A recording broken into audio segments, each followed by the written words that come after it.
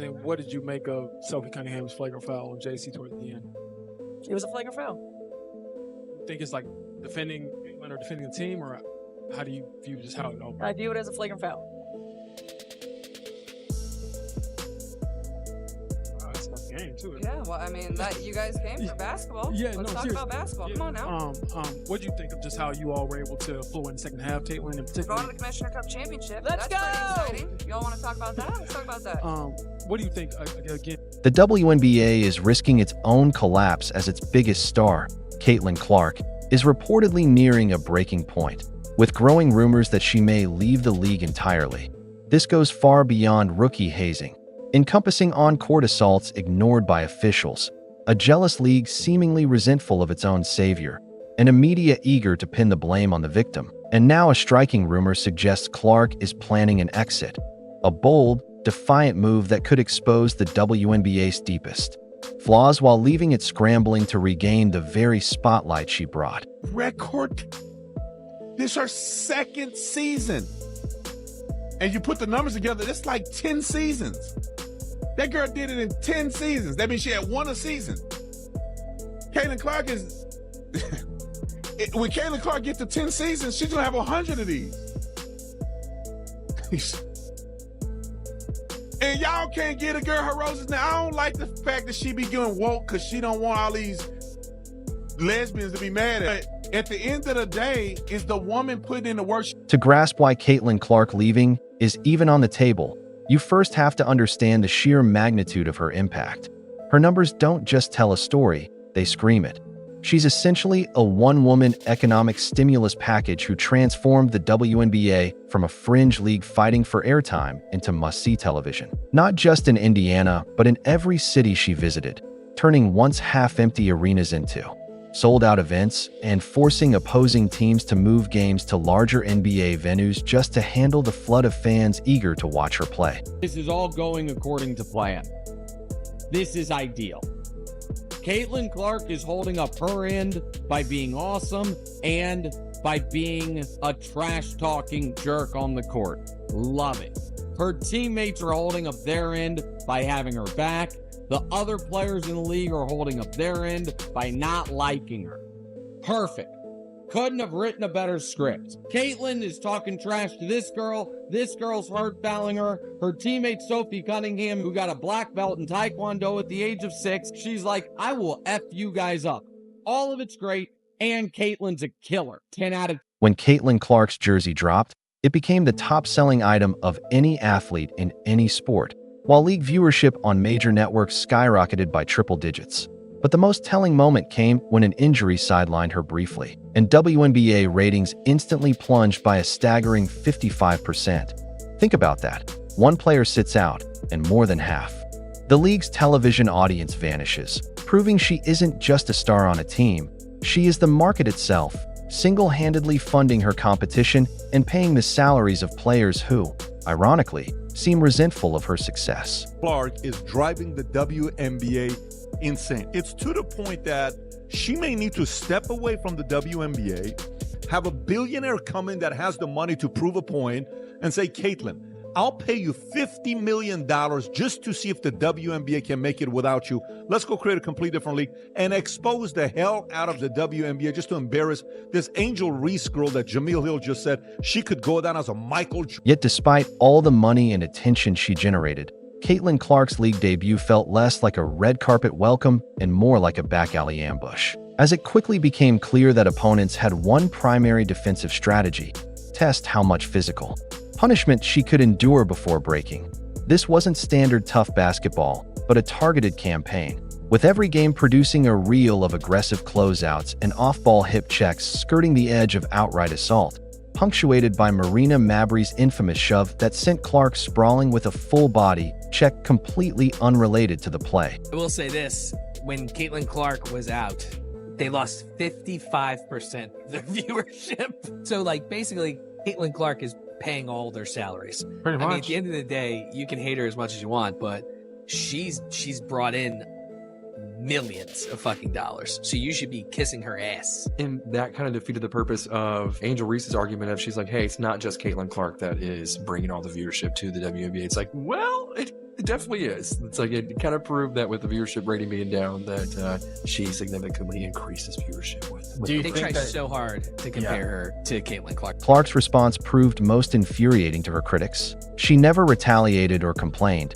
instead getting back up, dusting herself off, and going right back to work. But rather than being viewed as professionalism, her composure was twisted into arrogance, which only intensified the hostility and ensured the next hit came even harder, sending a clear message: you won't outshine us, and if we can't stop you with skill, we'll try to stop you with force. Fever and sun hold a brawl and a basketball game breaks out. This was something. Caitlin Clark, without question, gets raked across the face. I think she gets poked in the eye, but it's difficult to tell. If you're the Indiana Fever, you cannot stand by and let that happen. They need to make it clear to the officials. If you're going to let this happen, then we're going to stand up for our player and make a mess of the game, and you're going to have a big mess on your hands. So you need to stand up for this. You need to do something about this. You've just learned with definitive data and beyond question that Caitlin Clark controls more than half the audience for the entire WNBA. The WNBA front office, the very body that should have been protecting its golden goose, remained conspicuously silent, quicker to address dress code violations than the systematic targeting of its biggest star. And while the physical hits were bad enough, the greater failure came from those paid to enforce the rules. As Caitlin Clark was treated like a human piñata, referees seemed to look the other way, their whistles vanishing as blatant, aggressive fouls were either ignored or downgraded to common fouls, sending a clear message to the rest of the league. Expecting some sort of dip since Caitlin Clark has been out with injury, but I don't think all of us were expecting the entire viewership of the entire WNBA to be down. And this tweet from Christine Brennan really stuck out to me. She said one player gets injured and more than half the TV audience for the entire league disappears. Has any other athlete ever had that kind of impact on a sport? Golf without Tiger definitely dropped precipitously on occasion, but not like this. This news is alarming for the league, and it's alarming for the league because this is such a crucial year for the WNBA. This inaction and confusion sparked a fan-led online campaign called Protect Caitlin Clark, with viewers turning into amateur forensic analysts, replaying slow-motion clips of her running into illegal screens and shouting into the digital void for a flagrant foul that never came. It exposed a deeply troubling hypocrisy at the heart of the WNBA. They wanted her marketing power, ticket sales, and TV ratings, yet denied her the same basic protections afforded to other players, a failure that wasn't just incompetent, but felt like tacit approval of the on-court hazing. I am sick and tired of the way they are treating my girl, Caitlin Clark. I am here to propose a solution. I think they need an enforcer. You know, someone who comes off the bench to kind of lay the smack down on an opposing team member. I want to get the word out to the Indiana Fever that I am available. I'm ready to identify as whatever I need to in order to get the job. They need someone like me. Why? Because I'm not afraid of any 6-foot tall lesbian. I work out. Now, I have a couple of real good go-to moves in my bag of tricks. As if the situation weren't already absurd, the media stepped in to blame the victim rather than call out the dangerous behavior, pushing a bizarre narrative among talking heads and sports pundits that Caitlin Clark was somehow responsible for the aggression because she was too self-assured and engaged in pre-game trash talk. A claim so flawed it's hard to know where to begin. This is professional sports, a world built on ego, competition, and psychological warfare, where legends like Larry Bird made careers out of mentally dismantling opponents, and Michael Jordan was infamous for his relentless trash talk. You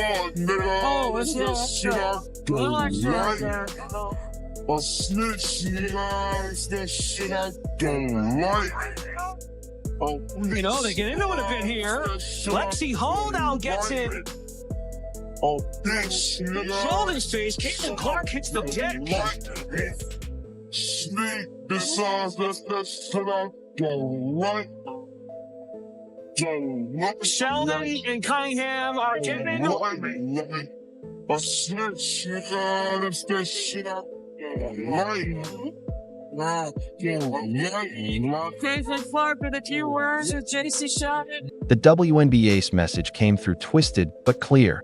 If you're a confident woman who can back it up, you deserve whatever comes your way. When others engage in the same antics, they're celebrated and immortalized as examples of competitive fire. But when Caitlin Clark does it, she's suddenly breaking some unwritten rule that warrants physical retaliation, leaving fans outraged as commentators bent over backwards to justify a violent shove, scrutinizing her posture or attitude as though she had somehow been asking for it. Caitlin Clark has decided to quit the WNBA and move on and go play over in Europe. I do not blame her. I applaud it. I say do it. Get as far away from the WNBA as you can. Let that league sink. Okay, do not help them, Caitlin. Get away. I believe you could create your own league, okay? You could be the fucking player that creates whatever, the next professional women's basketball league. Let this one just go and let Caitlin try to build the next WNBA. There was a bizarre, self-defeating crusade among some players who believed Caitlin Clark hadn't earned her stripes, despite the fact she was already the most famous and influential player in the league, generating more attention and revenue in months than some franchises had in decades. The resentment was obvious, as veterans who had spent years chasing recognition suddenly found themselves reduced to supporting roles in the Caitlin Clark show, and they didn't like it. This toxic undercurrent wasn't confined to opponents, but seemed embedded in the league's veteran culture, with a faction more intent on humbling the new star than capitalizing on the once-in-a-generation opportunity she presented. So consumed with guarding the throne that they failed to see the entire kingdom teetering without her. And while her so-called rivalry with Angel Reese and others grabbed headlines, it was merely one symptom of a much deeper sickness. Because it's been a minute on this Angel Reese, Caitlin Clark stuff that's been going on. Brittany Griner a couple of weeks ago in a video says trash effing white girl when she was playing Caitlin Clark. What's your just kind of 30,000 foot view of this? There is not an organization more dedicated and committed to self-imploding than the WNBA. God, that's... The WNBA was like handed the golden egg that is Caitlin Clark. Yeah. And they have done everything to just self-destruct. Yeah. Whether it's these totally crazy, like, racial investigations that have been proven. This brings us back to the once unthinkable rumor that Caitlin Clark might leave, where the storyline shifts from one of abuse to one of ultimate retaliation. The first possibility is the European escape, in which she could sign a multi-million-dollar contract overseas, joining a league where women's basketball stars are often treated with far greater respect, paid generously, shielded from the WNBA's political infighting, and spared the high school drama. The second, far more explosive, is the billionaire's gambit, where a wealthy investor, recognizing the WNBA's self-destructive tendencies, could offer Clark $50 million to sit out entirely, proving the league can't survive without her. Or, more provocatively, bankroll a brand new rival league with Clark as its centerpiece, a move that would be the most disruptive in modern sports history, exposing the WNBA's fragility and potentially building a new empire from its ashes. Caitlin Clark did her thing. Coming off of the injury, she returned for the Fever, and I swear I am not being hyperbolic. We were immediately gifted one of the greatest halves we have ever seen in the WNBA, and I say that with all context involved. This series from Caitlin Clark, the pull-up three here, and you are about to see back-to-back-to-back triples for Caitlin Clark in this game. I am not trying to erase the things we have seen from Maya Moore, from Diana Taurasi, Asia Wilson's 53-point game, Stewie, Cynthia Cooper. Like, we have seen incredible halves of basketball, but you see Caitlin Clark coming off of that made three from the Liberty. Pull up, of course. She's making it. Let's talk about the so-called rivalry some athletes and media have been desperate to manufacture. Every great sport has its legendary clashes, like Magic versus Bird or Federer versus Nadal, rivalries rooted in mutual respect. But what's happening with Caitlin Clark is no rivalry at all. It's a one-sided obsession. The charade became obvious when Angel Reese delivered a flagrant foul to Clark's head and was then celebrated by her teammates, an act driven by hostility, not competition. True rivals push each other to improve, battling fiercely on the court while often acknowledging one another's greatness off it. Yet this narrative exists only to justify cheap shots and petty behavior, with some opponents seemingly more invested in targeting Clark than in playing basketball. while she remains focused on the game and on winning to focused on playing basketball and winning games. Yet by making it personal, they've stripped away the essence of what a professional rivalry should be, turning it from thrilling drama into a toxic spectacle. Perhaps the most infuriating aspect is the impossible standard of professionalism imposed on Clark, as she's trapped in a no-win situation where every natural human reaction is twisted into a character flaw.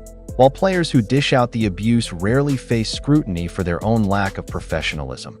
If she reacts to a hard foul, shows frustration, or challenges a call, she's instantly branded immature, entitled, or unable to handle the pressure. Yet when she doesn't react, absorbing the hit, getting up, and walking away, she's labeled arrogant, distant, and not a team player, as if she's required to maintain perfect, robotic composure while enduring unprofessional and often dangerous conduct. She's forced to be the stronger person in an unrelenting psychological game, carrying not only the physical toll, but also the emotional weight of the league's dysfunction, all while being judged on how she manages it. Beyond the immediate drama, the WNBA is engaging in long-term self-destruction, sending a dangerous message to the stars of tomorrow that their success might be met with punishment instead of protection, that is essentially poisoning the well for future talent. While corporations, the lifeblood of any professional league, are watching closely, choosing to invest in growth, excitement, and positive narratives rather than petty infighting, PR disasters, and a product that appears unstable and unprofessional. By failing to protect Clark, the WNBA sends a chilling message to every talented young woman in college basketball who sees the league's biggest star treated like an outcast, her success punished instead of celebrated. And in doing so, the league not only endangers one player, but also inflicts lasting damage on its reputation and brand for years to come, which could drive away future stars and the funding needed to keep the lights on.